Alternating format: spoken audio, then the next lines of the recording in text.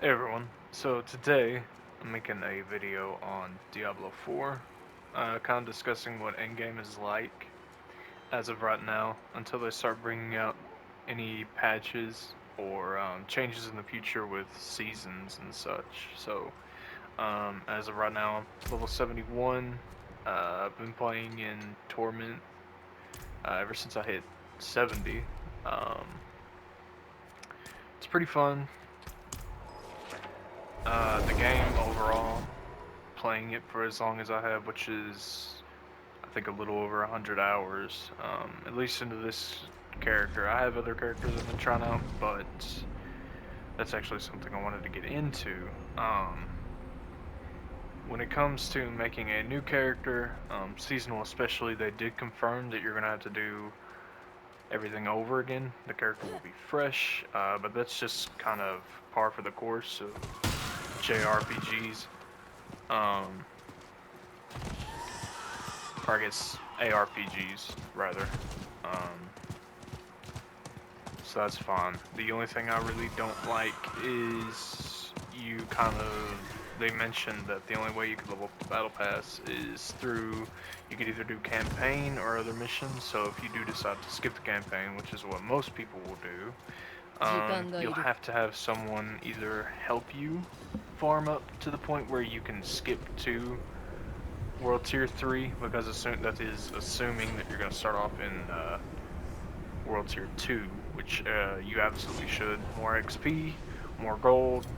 Obviously, there's the argument that if you start off in Tier 1, you kill things うん quicker, but that, I don't know, to me, 元気か it's better just to do it in World Tier 2 because you have more of a challenge and you can learn more of what to expect. Now, when you do make your character in season, seasonal characters can only be played for that season, and you can only reap seasonal rewards during that season. Same thing for Battle Pass. The only way you can level up the Battle Pass is via making a seasonal character and playing your seasonal character. So if you have a base game character, such as mine right now, you cannot level up the Battle Pass with that character. Um, right now, the gameplay for よくや when っ you た do get in late game, which I consider late game to be 70. Level 70 is where I consider late game. What you want to do is go through, do all the renown, get all the renown stuff. It's really important. You get paragon points and you get skill points, and you get potion capacity as well. So it's one capacity potion. Okay, one extra potion you can have per region, two extra skill points per region, and an additional 4 paragon points per region as well. So you really want to be farming up your region progress. Another thing you want to do is go through dungeons. Dungeons are the most important part. This is where you can get your archetypes, which, granted, there will be nerfed versions of archetypes that you can find in or on legendaries rather. So like this one, dealing direct damage to a dazed enemy with agility, grants stealth for 4 seconds, and stealth grants you 15, blah blah blah. Basically, you get that. That is a nerfed version of what you would actually find on a legendary, but it is still something that you can find in the world. Um, when it comes to late game builds, so since I'm level 70, it's not exactly full, but your skill trees are going to look like something like this. You're buying them for specific things that you want. So I have a bit of a frost build going on right now. This what my skill tree looks like, or my paragon tree rather. Skill tree looks a little bit like this, and this is of course with all of the skill points that you get from regions. So again, make sure you do that. Very important. Items.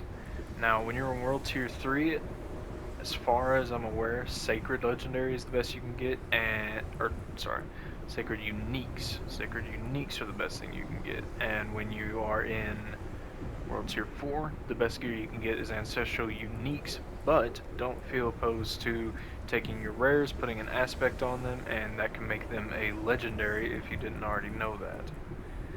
The highest level for the gems are royal. You can only obtain these in World Tier 4. I mean, you can obtain them anywhere, but I think the cap you have to be for level wise is 70. So you have to be level 70 to even be able to craft these. Something to note, if you didn't already know, sacreds and ancestrals cannot be changed for their affixes. So these things right here, like the 14% movement speed, you cannot have that changed. The only things you can change are... Actually, no. It's you can change sacred legendaries. You can't change uniques or ancestral uniques. So any kind of unique or um, ancestral item you can't change. I think. I'm not 100% sure. I'm actually gonna have to go and change or check that out. Something else. A lot of people don't know who started off on this game. Is potions. Potions are extremely important, but that's actually not what we're going to talk about. Instead, it's the incense. Incense is great. You can get this one. This one's my favorite one to get. You get your maximum life increase by 500, lasts for every nearby player, and 20 minutes. And another one that I get is increases your thorns by 250, lasts 20 minutes. So you have your potion lasting for 30, and your incense lasting for 20. You can speed through dungeons and stuff, but you want to make sure that you have at least a potion on. You don't have to have incense, but you do want a potion. A good potion to make is this one. Increases your critical strike by 4%, and your critical strike percent damage by 25%. No matter what the potion is, though, you will always get an increase in experience by 5% for 30 minutes. That is a set value and will not change across potions globally. So that's another good thing. And then you also have Nightmare Dungeons. Nightmare Dungeons are really good. Ancestral Nightmare Dungeons can only be activated in World Tier 4. And Sacred Nightmare Dungeons can only be activated in World Tier 3. World Tier 3 are estimated by levels. I'm pretty sure me and a friend kind of experimented on this, and as far as we can tell, something like Tier 19 would be level 73, something like that, and then Tier 20 would be 74. I'm honestly kind of iffy to say that. I know that it is level based, so if you get a Tier 1, it's either going to be level 54, I think. Yeah, that sounds right actually, because when you do get into the World Tier 3, every enemy is going to start off at 53, even though the recommended level for being in World Tier 3 is 50. Every enemy is going to scale at 53 to start off with, and then once you hit 53, we'll start scaling with your level. Same thing with World Tier 4. Every single time you come into World Tier 4, everything's going to start off as 73 as long as you are below level 73. Once you hit past 73, everything will start to scale with your level, just like it always has for every other Diablo game, at least to my knowledge. With Diablo 3, it was that way. So, farming methods, again, for World Tier 3 to 4 are dungeons, but Helltide events. Helltide events are the most important. This is where you can get your uniques and your sacreds. I haven't gotten Ancestral from a Helltide event just yet, but I'm not going to say that you can't. You're going to want to do world bosses, which spawn globally every 6 hours. Legion events are really good. I don't think there's a Legion event going on right now. Tree of Whispers is really good for XP. If you get lucky, you can get a legendary cache from it, and it'll drop a lot of really good loot depending on what the cache is. So if you get a cache of 1-armed weapons or 2-armed weapons, then you'll very highly likely get something really good for doing that, opening it anyway. PvP is fun, but you don't have to do it. The rewards you can get are cosmetic purely. There's nothing that you can get that is actually beneficial to your gameplay or the quality of life for the game. Honestly, in my case, I don't really do PvP that much, and the only reason I did was so I could get this armor set that you currently see on my horse. Which also brings me to another point, is doing Legions events and such can unlock you different horses. This is actually, this horse, this ghost horse, is a cosmetic I got from beating a Legion event. Anytime you see an event, you kind of want to just do it. Anything that you can do to increase your XP is a good thing. Make sure you're constantly leveling up your potions. Make sure you're doing your renown. Make sure you're upgrading your weapons. Now, obviously, you don't want to upgrade them all the way. So my advice is, unless you are for sure that you want to keep a certain item, don't upgrade it all the way. Upgrade it to either 3 in the case of rare, and in the case of legendary and unique, upgrade it to 4 or 3. 4 or 3 is pretty good standing ground because you're always going to get better loot, and until you actually have maximized your build, which most people don't really have an optimal build until they reach 95, I think is when your items that you obtain stop scaling. Something good to do as well, just a free tip in case you don't already know. If you want to go down to gameplay and advanced tool tip compare and advanced tool tip information, turn those on, because as you can see right here, it'll show you the percentages and what roll you got. So in the case for my movement speed, I got a 14%, but the max is a 17.5%. So that's something to pay attention to. You also want to look at item power, so whenever you are looking at an item, you can base it off of your armor. Armor is good, but you mainly want to look at item power. And you don't want to hold on to something for too long. You will want to start to look to change, and you absolutely should. You shouldn't keep the same thing for like 20 plus levels. It's not recommended. Don't do it. The gemstones you want to use are either use the... Actually, there's not really a choice. You want to use either the yellow ones, green ones, or red ones, or skull ones. So if you do actually have a basic skill and you're doing a basic skill-esque build, use it. Otherwise, you're going to want to put just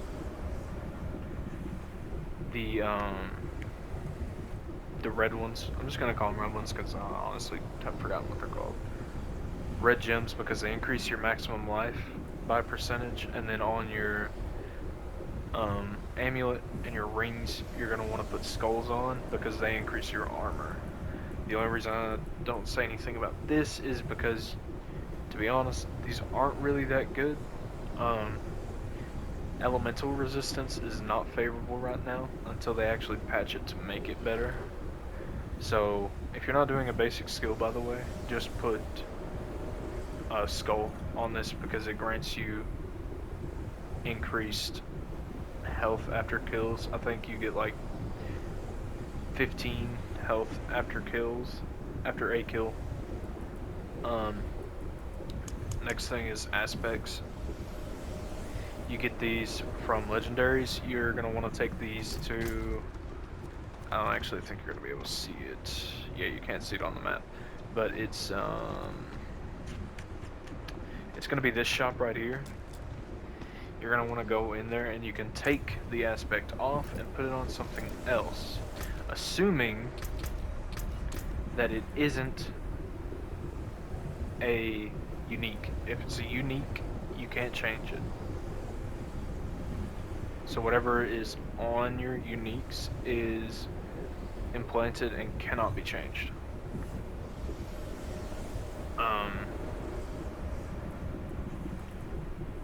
There's not much else I can really think of off the top of my head. Here's some things I do have to say about late game. Late game is very dry right now. The only thing that you're kind of wanting to do is get to level 100. At least most people anyways, that's their kind of end goal, get to level 100. Beat level 100 Lilith, which if you didn't know, that's basically the end of end game is beating level 100 Lilith. You're gonna go here, and you're gonna fight an echo of Lilith, and that's pretty much it. This game is really fun, but I think it's only as fun as you can think it to be. You can have as much fun on this game as you want, especially if you're really into ARPGs. However, with the style that they went for this game, you're kind of just waiting for seasons because there isn't much late game content. And there isn't a cow level. So, there's nothing Easter egg wise to really look forward to. Until they start changing it. Yeah, that's pretty much it though. Once Season 1 comes in and the new Battle Pass and everything, I think things will change. Especially because it'll make people have to create a new character. And honestly, my recommendation is when you make your new character, don't skip the campaign. Go ahead and do the campaign, because the way it's going to work is when you do make this new character, seasonal characters can't play with base game characters. So no one at the start of Season 1 is going to have Tier 3 unlocked. You're going to have to get to level 50 before you can unlock World Tier 3. Or you can go ahead and beat the dungeon that requires you to have unlocked the World Tier 3. It's going to be a level 50 dungeon. Once you go in, kill everything, activate World Tier 3, all the enemies are going to be level 53 until you get past level 53. Right now, the most meta thing in the game, as far as I can tell, is either pick Druid or pick Rogue. I know they did some nerfs to Barbarian, at least that I know of. I know the streamer Asmongold talked about it. He said in a stream, I think it was about a week ago or 2 weeks ago, that right now the meta is Rogue or Druid and Necro. Necro's really good too, especially with the changes that they made in the latest patch. It's really good. I recommend playing Necro as well. Bone Spear build, huge. You're just always gonna wipe enemies off of the planet. They don't stand a chance. But yeah, I'm gonna go ahead and end the video here. If you enjoyed, subscribe, leave a like if you want. I'm gonna try to start streaming more. Probably just do videos from this point on, just because of the way that servers work on this game. But yeah, have a good one.